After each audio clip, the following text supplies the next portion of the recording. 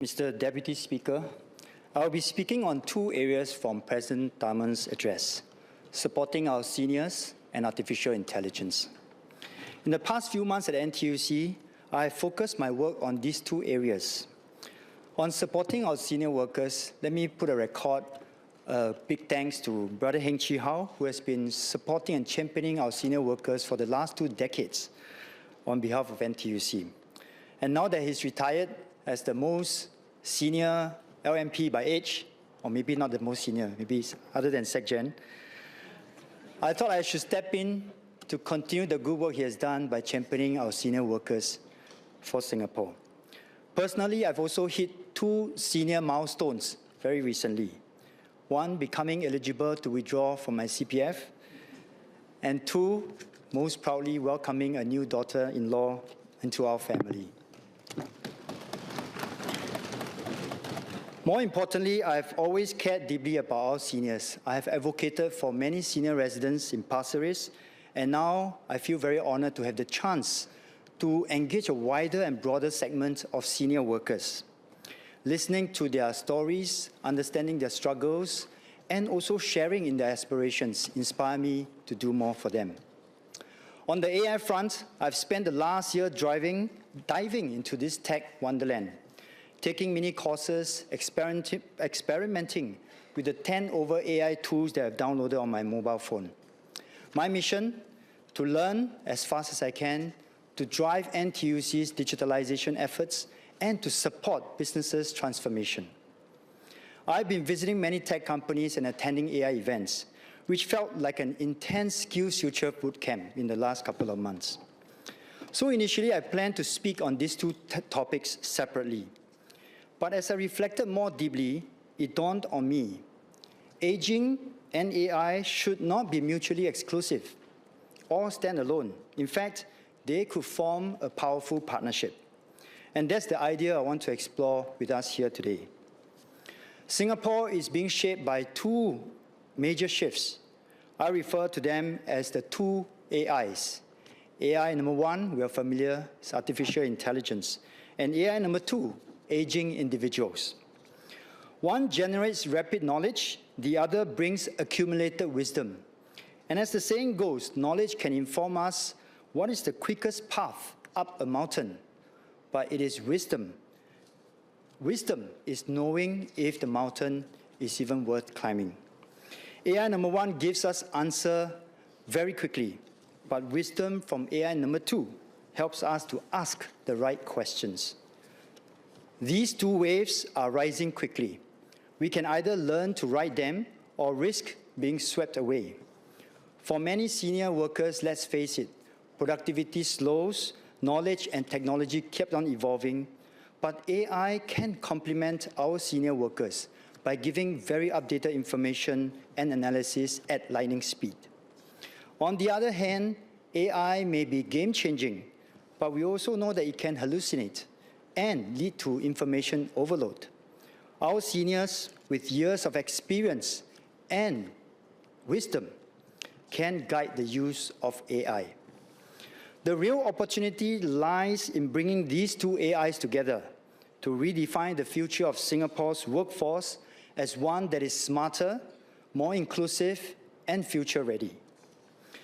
So let's take a look at what are the challenges that our senior workers face today and what more can we do to support them.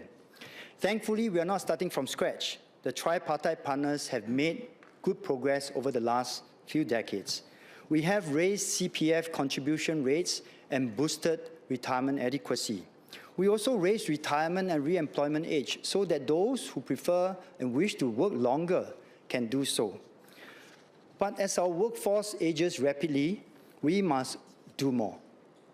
In our focus group discussions, some of the common issues raised included ageism in hiring practices and selection for training and promotion, affordability of medical costs, coupled with concerns over adequacy of existing medical subsidies, lack of flexible work arrangements to accommodate especially caregiving, heightened anxiety about job displacements by AI and also offshoring, insufficient support for targeted placements and training. NTUC's 2025 survey on economic sentiments revealed that only 43% of senior workers aged 55 and above believed that there were sufficient good jobs for them in the market. This compared to 66% for younger workers. Senior workers also face a longer period of unemployment and job search duration of 6.2 months, compared to 4.9 months for workers on average, and even when they are willing to change vocation and at a lower pay. These numbers speak for themselves. That's why in last year's budget speech, I urged employers to see mid-career workers beyond their age, to hire more of them, to pay them fairly based on their skills and experience, to give protected time for their training, and recognize their acquired skill sets. If left unaddressed, age-related bias could discourage labor force participation among senior workers, resulting in the loss of valuable experience in our workforce and institutional knowledge, and worsening Singapore's manpower challenges. Yet, amid these challenges lies a powerful opportunity. Aging should not be seen as a liability, but as a source of strength. Research, including findings from Harvard Health, shows that older workers often make more rational decisions and demonstrate better judgment. Employers must recognize that this kind of expertise accumulated from years of experience is essential for navigating uncertainty and making better business decisions. It is timely for us now to take a fresh look at how we can better support our senior workers. From our engagements broadly, there are three archetypes of senior workers who need further support. There are those who wish to extend their retirement age and to work for as long as they are healthy and possible. There are those who would like to slow down, maybe have some flexibility to contribute back meaningfully to the workplace and to society. There is also a group who finds it very difficult to re-enter the workforce when they lose their job, and they need targeted support. So let me share two real-life encounters that I had over the last couple of weeks. At one of the tripartite work group dialogues, I met a gentleman in his 50s. Despite a strong track record in various multinational companies, he was retrenched twice within 4 years. While actively looking for a job, he's also having to look after his elderly parents-in-law and support their children through their tertiary education. And even after lowering his salary expectations, his applications have not been successful, and we are still supporting him. Second story has a better ending. Recently, I met Ms. Lim Kai Ning, the young co-founder of Courage Chapter, a startup that helps senior professionals transition into the next chapter through meaningful projects and roles that tap into their skills and experience. Her journey began not with a business plan, but a rather deep personal experience. Her father retired 9 years ago in his 50s, and like many, he looked forward to a well-deserved rest. But just 6 months into retirement, he felt less engaged and contemplating a strong desire to contribute back to the society. He wanted more balance in his life and decided to work part-time while pursuing his hobbies, and today he teaches 3 days a week at a local university and advises on operations for a friend's F&B business, and is more fulfilled than ever. This experience inspired Kai Ning to start Courage Chapter, to help other seniors tap into their wealth of experience while enjoying flexible work arrangements. The courage to work should be celebrated, and we can do more to scale these efforts. NTUC is working with our tripartite partners to ensure that our senior workers have the options, the flexibility, and the dignity at work as we navigate the future of work shaped by artificial intelligence. As industries transform, our senior workers should be given fair access to training and upskilling opportunity so that they can adapt and continue contributing meaningfully. The Tripartite Work Group on Senior Employment, which I co-chair alongside MOM and SNAF, are working closely to identify some practical solutions. And from the problem statements I've stated and the stories I told, you have an idea we have some plans in mind. But we will share the findings and plans next year. Now let me turn to AI. we have heard a lot from members in this chamber, and we are also hearing concerns from workers, particularly in the white-collar professions across sectors in ICT, in finance, and media, and even freelancers about their anxiety over job security. Globally, we witness labor disputes arising from the adoption of AI. Last year, I spoke about the Hollywood Writers Guild Association, and this year, in fact, the SAG-AFTRA, video games actors, were on strike that only ended in July 2025 after a year-long protest against AI. At NTUC, our response to AI is not to protect jobs from disruptions.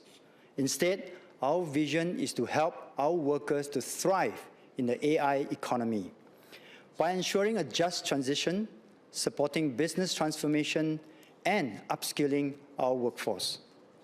Just as we lifted our workers through the computer revolution in the 1980s, the rise of the internet in the 2000s, we will ensure that no workers will be left behind, including and especially all our senior workers. The NTUC Company Training Committee has been a valuable resource for companies to implement AI initiatives. For example, SBS Transit used the CTC grant to implement AI-driven tire management system, turning a manual process into a digitalized, predictive one. This significantly reduced man-hours and enabled technicians to do higher-value jobs, improving their wages and job prospects. Brother Masri bin Masra, a 52-year technician, successfully transitioned through this AI transformation in SBS Transit. After spending about 18 years as a driver, he became a bus technician and completed a work-study diploma sponsored by SBS Transit. He was then selected to be a diagnostic expert, a new career scheme developed by SBS Transit to upskill their technician workforce. With structured training, he now uses AI-powered tools like the automated tire management system to boost productivity and sharpen his technical skills. His journey shows how older workers can thrive in a tech-enabled environment with the right support and opportunities. Let me cite another example within the NTUC family. At the Ong Teng Cheong Labour Leadership Institute, or OTCI, we are piloting an AI research assistant to streamline research and, in future, maybe even curriculum design. One affected key staff is Ms. Ng Yuan Juan, or we know her affectionately as Juan. With over 30 years of service in the labor movement, Juan is widely respected for her deep institutional knowledge and resourcefulness in extracting and presenting historical data. Even in her late 60s, instead of resisting the AI tool that might potentially replace her job, Juan continues to embrace lifelong learning and took the initiative to upskill herself with the latest tech skills. Working alongside younger teammates, Juan leveraged her experience to identify gaps, accuracy of AI results, and propose improvements to the system.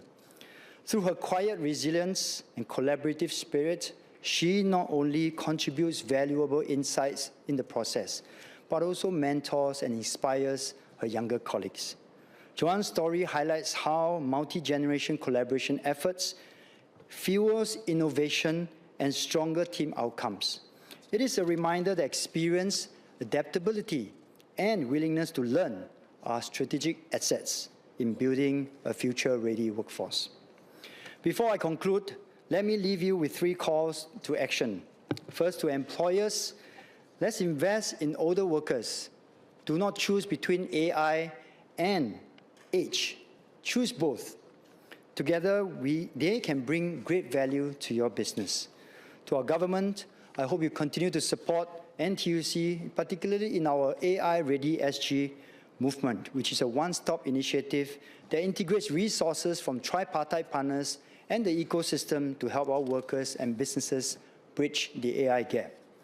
To our senior workers, let's be bold to embrace technology and AI, learn and apply ourselves so that we can be ready for the new AI economy. Mr. Deputy Speaker, I will now speak in Mandarin, please. 副议长先生，我刚刚在英语演讲中提到 AI 代表2个关键课题：人工智能以及年长个人。那到底年长个人能不能跟上人工智能？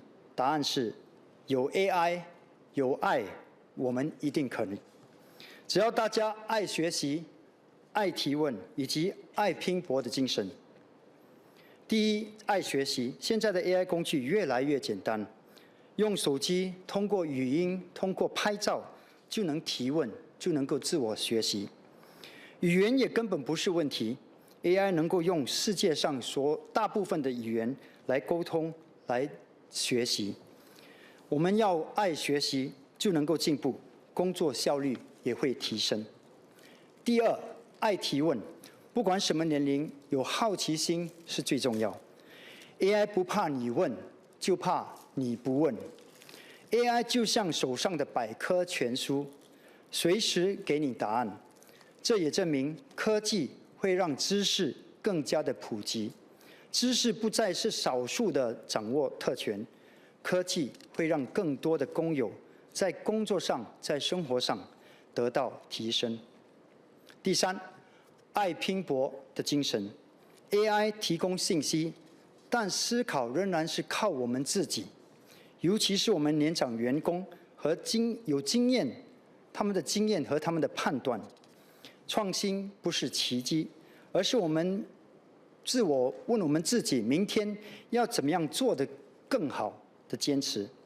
只要我们肯拼、肯想、肯做得更好，我相信我们就一定会在人工智能的经济中蓬勃发展。副议长先生，各位国会同僚，各位员工们 ，AI 不是年轻人的专利，它是我们每个人的工具。在这条学习的转型的道路上，全国职工总会将是大家坚定的伙伴，给予实际的支持和陪伴。我们会从3个方向着手。首先，确保所有工友有公平的转型机会。第二，为所有的工友提供所需的培训，掌握新技能。第三，支持企业进行转型，在人工智能方面特别转型，提升生意的竞争力。最后，让我们一起热爱 AI， 也敬爱年长的自己，因为有 AI， 有爱，就有未来。Let me end by sharing an article I came across in Forbes that got me thinking. It's titled, "How GAI Could Give Us Back at Least 40% of Our Time." The article went on to explain a growing reality that AI can increase productivity by automating administrative process, research, and even content creation. I can imagine the time saving, but I'm not so sure about the 40%, although I wish it is the case. The question for us to ponder is, if AI can give us X% of time, say 20 or 30 or 40, what will we do with it? Brother Arvin Tang from the Tech Talent Assembly also asked a similar question last week at the AWS Fireside Chat. You think about it, we could reinvest this time to grow our business, to work even harder, to pursue our career goals. Or we could spend time volunteering, doing something meaningful, serving our community. But deep down, I hope we, and especially our seniors, could live a more balanced life, cherishing time with family and friends, learning something new, pursuing our passions. This is the true purpose and promise of technology when paired with human intelligence. Not just doing more, but doing better together. Sir, I support the motion. Thank you.